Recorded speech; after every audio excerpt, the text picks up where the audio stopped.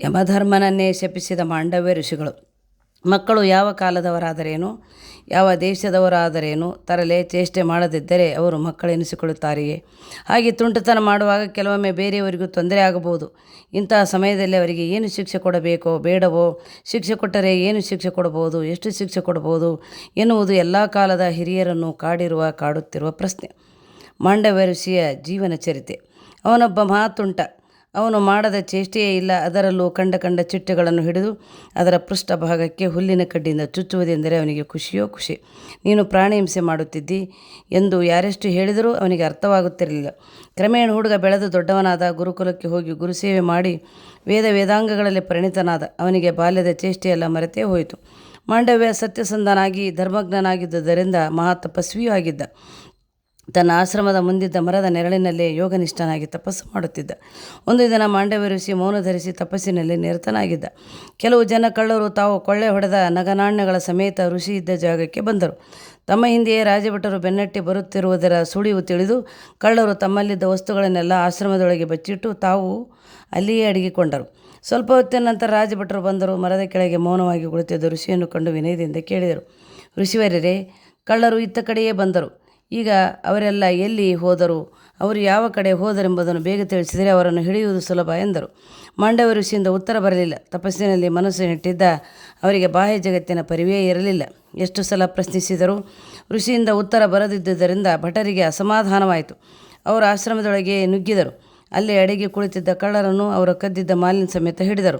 ಕಳ್ಳರೆಲ್ಲ ಆಶ್ರಮದೊಳಗೆ ಇದ್ದುದರಿಂದ ಮಾತನಾಡದೆ ಮೌನವಾಗಿ ಕುಳಿತಿದ್ದ ಮಾಂಡವ್ಯನೇ ಕಳ್ಳರ ಗುರು ಇರಬಹುದೆಂದು ರಾಜಭಟರಿಗೆ ಸಂದೇಹ ಉಂಟಾಯಿತು. ಕಳ್ಳರೊಡನೆ ಋಷಿಯನ್ನು ರಾಜನ ಬಳಿ ಕರೆತಂದರು. ರಾಜನು ಹೆಚ್ಚು ಆಲೋಚಿಸದೆ ಕಳ್ಳರ ಜೊತೆ ಮಾಂಡವ್ಯರನ್ನು ಶೂಲಕ್ಕೇರಿಸುವಂತೆ ಆಜ್ಞೆ ಮಾಡಿದ. ರಾಜಭಟರು ಎಲ್ಲರನ್ನೂ ಶೂಲಕ್ಕೇರಿಸಿದರು. ಕಳ್ಳರೆಲ್ಲ ಸತ್ತು ಹೋದರು. ಆದರೆ ಯೋಗನಿಷ್ಠನಾದ ಮಹರ್ಷಿ ಮಾತ್ರ ಬಹಳ ಕಾಲದವರೆಗೂ ಆಹಾರವಿಲ್ಲದಿದ್ದರೂ ಯೋಗ ಬಲದಿಂದ ಪ್ರಾಣವನ್ನು ಉಳಿಸಿಕೊಂಡರು. ದಿನವೂ ನಗರ ಪರ್ಯಟನೆ ಮಾಡುತ್ತಿದ್ದ ರಾಜಭಟರು ಶೂಲವೇರಿದ್ದರೂ ಜೀವಂತವಾಗಿಯೇ ಉಳಿದಿದ್ದ ಮಾಂಡವ್ಯನನ್ನು ನೋಡಿದರು. ಅವರಿಗೆ ಆಶ್ಚರ್ಯವಾಯಿತು. ಕೂಡಲೇ ರಾಜನಿಗೆ ಸುದ್ದಿಯನ್ನು ಮುಟ್ಟಿಸಿದರು. ಇದನ್ನು ಕೇಳಿದ ರಾಜನಿಗೆ ಭಯವಾಯಿತು. ಅವನು ತನ್ನ ಮಂತ್ರಿ ಪುರೋಹಿತರನ್ನು ಜೊತೆಯಲ್ಲೇ ಕರೆದುಕೊಂಡು ಋಷಿ ಇದ್ದಲ್ಲಿಗೆ ಬಂದನು.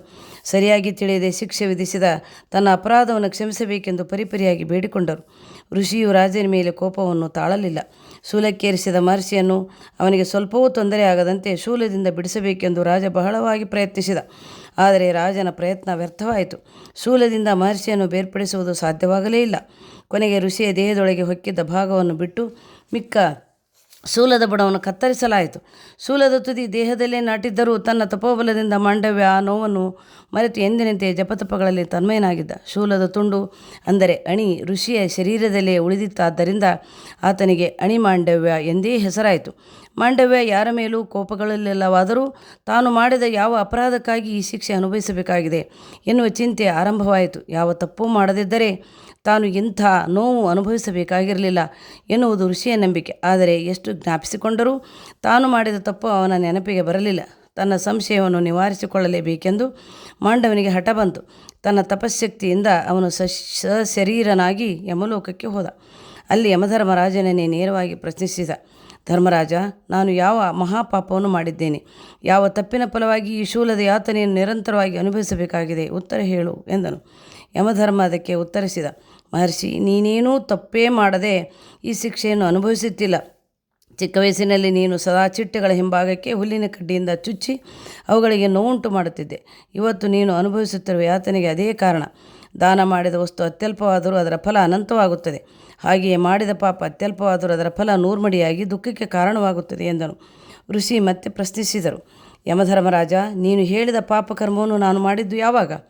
ಅದಕ್ಕೆ ಮಹರ್ಷಿ, ನೀನು ಬಾಲಕನಿದ್ದಾಗ ಈ ಅಪರಾಧ ಮಾಡಿದೆ. ಯಮಧರ್ಮನ ಮಾತು ಕೇಳಿ ಮಾಂಡವ್ಯ ಋಷಿಗೆ ಅಸಮಾಧಾನವಾಯಿತು. ಅವನೆಂದ, ಯಮರಾಜ, 12 ವರ್ಷದವರೆಗಿನ ಮಕ್ಕಳಿಗೆ ಉಚಿತಾನುಚಿತ ಜ್ಞಾನ ಇರುವುದಿಲ್ಲ. ಆ ವಯಸ್ಸಿನ ಮಕ್ಕಳು ಮಾಡಿದ ಅಪರಾಧಕ್ಕೆ ಶಿಕ್ಷೆ ಕೊಡಲೇಬಾರದು. ಇಂದಿನಿಂದ ನಾನು ಹೊಸ ನಿಯಮವೊಂದನ್ನು ಮಾಡುತ್ತೇನೆ. ಅದನ್ನು ನೀನು ಒಪ್ಪಬೇಕು. ಇನ್ನು ಮುಂದೆ 14 ವರ್ಷದೊಳಗಿನ ಬಾಲಕರು ಮಾಡಿದ ಅಪರಾಧವನ್ನು ಅಧರ್ಮ ಎಂದು ಪರಿಗಣಿಸಬಾರದು. ಅವರಿಗೆ ಶಿಕ್ಷೆಯನ್ನು ಕೊಡಬಾರದು. ನಾನು ತಿಳಿಯದೆ ಅಬೋಧ ವಯಸ್ಸಿನಲ್ಲೇ ಮಾಡಿದ ತಪ್ಪಿಗೆ ನನಗಿಂತ ಘೋರ ಶಿಕ್ಷೆಯನ್ನು ವಿಧಿಸಿರುವುದರಿಂದ ನೀನೂ ಅಪರಾಧಿಯಾಗಿರುವೆ. ಆದ್ದರಿಂದ ನೀನು ಭೂಲೋಕದಲ್ಲಿ ದಾಸಿಪುತ್ರನಾಗಿ ಹುಟ್ಟು ಎಂದು ಶಪಿಸಿದರು. ಋಷಿಯ ಶಾಪದಿಂದ ಮುಂದೆ ಯಮಧರ್ಮನೇ ವಿದುರನಾಗಿ ಜನ್ಮ ತಾಳಿದನೆಂದು ಪ್ರತೀತಿ ಇದೆ. ಏನೇ ಇರಲಿ, ಪ್ರಪಂಚದ ಎಲ್ಲ ಭಾಗದಲ್ಲೂ ಒಂದು ರೀತಿಯಲ್ಲಿ ಮಾಂಡವ್ಯ ಮಾಡಿದ ನಿಯಮ ಈಗಲೂ ಜಾರಿಯಲ್ಲಿದೆ ಎನ್ನಬಹುದು. ಹುಡುಗ ವಯಸ್ಕನಾಗುವ ಮುಂಚೆ ಅವನು ಕೊಲೆಯನ್ನೇ ಮಾಡಿದರೂ ಅವನಿಗೆ ಮರಣದಂಡನೆ ವಿಧಿಸುವುದಿಲ್ಲ. ಯಾವ ಅಪರಾಧ ಮಾಡಿದರೂ ಜೈಲಿಗೆ ಕಳಿಸುವುದಿಲ್ಲ, ಅಲ್ಲವೇ ರಿಮಾಂಡ್ ಹೋಮಿಗೆ ಸೇರಿಸುತ್ತಾರೆ.